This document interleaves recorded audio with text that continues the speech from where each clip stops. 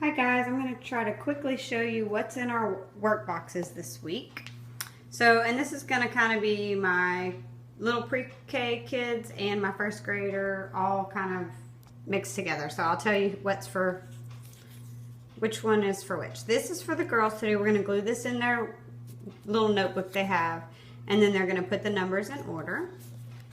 So that's some math for them. This is for Everett. These are little, you're supposed to take a thumbtack and punch the correct answer. Oh, you punched that one.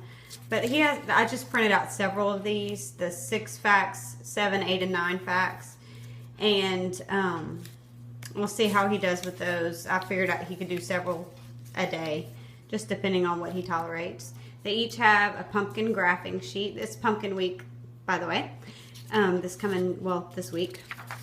And then this is more math for Everett. He's going to count the 10s and 1s and then find the number that will match and put it on that. And I can probably space these out, like just do a few each day, which would work. He seems to tolerate things in small doses. So that's our math. And then they each have a book. I see a pumpkin. And it just goes through, and we'll color these and read them together. Starts with I see a seed, I see a vine, it grows fast. And whatever reading, Everett should be able to read the whole thing. The girls can read some of the words, and I'll help them with the rest, just to practice reading. This is for the girls. This is a stamping book. So they have a paper, it's kind of like a word bank that goes with it, and they'll stamp the words. And I will see how they do with this. I'm not real sure how they'll do. It's just something we're going to try. And then this one is for Everett. It's my pumpkin investigation. And they each have a little pumpkin that we got from the pumpkin patch. So he's going to use this for this. So he can draw his pumpkin, think of 4 words to describe his pumpkin. Then he's going to label what it looks like, what it is on the inside and outside. We also have a craft that we're going to make that is similar to this, that you make with the yarn, and we have pumpkin seeds because we carved a pumpkin Sunday night. So we have pumpkin seeds, and I'm going to get yarn, and then you do like the yellow on the inside, the orange on the outside, and the green for the stem, green or brown. But that's for him to label. And this is, you use the cubes. You predict what you think it's gonna, how many cubes tall, how many cubes does it weigh, and how many cubes around. And then we will figure that out. So this is kind of being our sciencey take on a pumpkin. Then we're gonna see who likes pumpkin pie and who doesn't. We might actually make a homemade pumpkin pie at some point this week because I have a couple other pumpkins that we can cut up and make into a pumpkin pie. I just don't have the spices that you need to make that, so I'm gonna try to get those some point. So then they're gonna taste it. Do they like it? Yes or no? Or does he? I don't know what this says.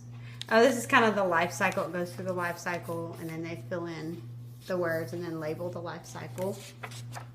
And that's what he's going to do. And we also have a craft we're going to make. It has all these basically it's the life cycle.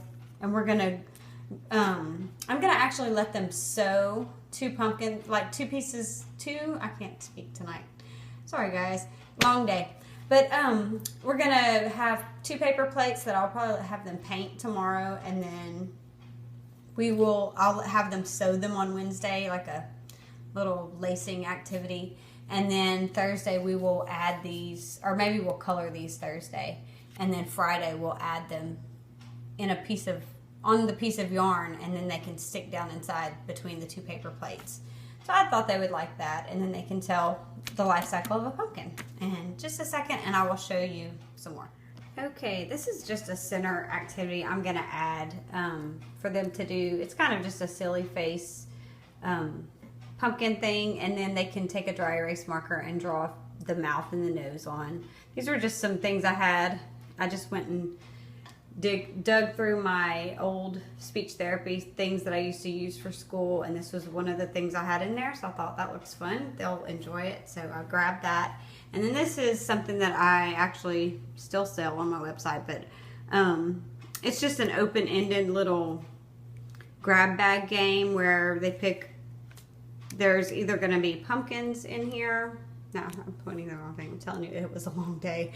Pumpkins are watermelons, and so like we would usually use these for like whenever it's doing spelling, just to make it something where he can break up the monotony of writing spelling words and that kind of thing, where we play these games, and he sometimes enjoys it. Sometimes it works. It usually either works really well or it really doesn't work for that.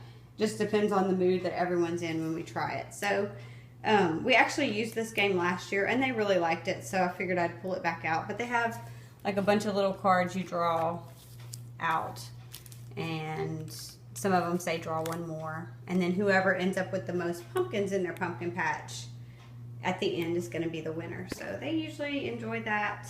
And then, okay, I'm going to show y'all our circle time activities. All right, so this is down by our circle time area, and excuse the poor lighting. One of our light bulbs in here is burned out, and I just haven't replaced it yet. So these are just some pumpkin things I printed out from the internet. This is like a picture of someone's anchor chart they made. I thought, sounds good to me. I just printed it out. Then this is the parts of a pumpkin. And I really liked that some of these words are older, like the tendril and fibrous strands. You know, those are just older words, and I like to just use higher level vocabulary with them because, hey, they have to figure out what I'm talking about, and that's a good thing. So, and then these were actually full size. These were the size of a whole sheet of paper, and I just printed them very tiny on my printer. And these are all in my printer. It's having issues right now with printing red, so some of these you can't really read very well, but these are, it was called the Patch of Politeness. So I just figured I'd make this like a little pumpkin patch poster.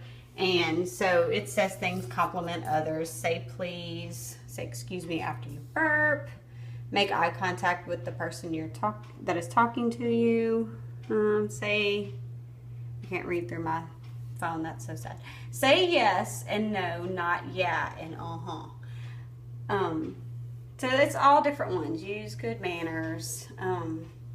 Don't be late. Oh, we need to work on that. So wait until it is your turn to speak. We need to work on that too. So I just thought these were just good little things to go over with them.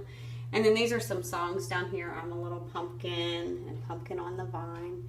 I thought they would enjoy. And then I'm going to open this box. This is another thing that kind of went with that. The pumpkin patch game we're going to play that I made a long time ago. This is growing pumpkins, and it's just basically a sequencing activity that we'll do together, and we can go through and read the steps of how a pumpkin is grown. So that's one thing. I just figured I have it, I might as well pull it out and use it with them.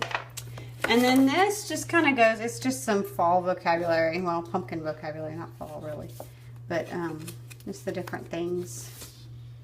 Pumpkin patch, you carve it, and then what you do with it and what's in it and all this stuff. So I figured they would like to look at that.